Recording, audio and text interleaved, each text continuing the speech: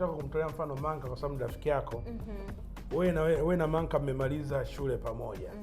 Alafu Manka akaposti amenunua gari yake ya milioni 100. Wewe unajisikiaje pale?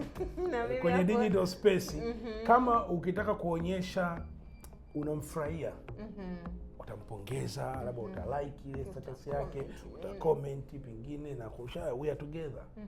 No, lakini pia wakati mwingine usipoongea imaanishi unamchukia. Wakati mwingine usiongee, umeona lakini pengine usiwe na muda, uko busy au ka play busy card. Unaona?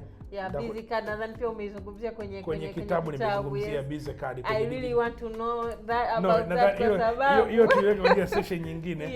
How you play busy card. Okay, lakini nataka nizungumzie kwamba unaweza uka-play busy card, uka-act as if you are busy lakini sio busy, au uka-like au uka-abstain. Unaweza uka-abstain pia. Kwa nini? Kwa sababu labda pengine utaki ajue kama unampongeza. Na pia lakini wewe unaweza ukawa uja comment kwa sababu nzuri sana.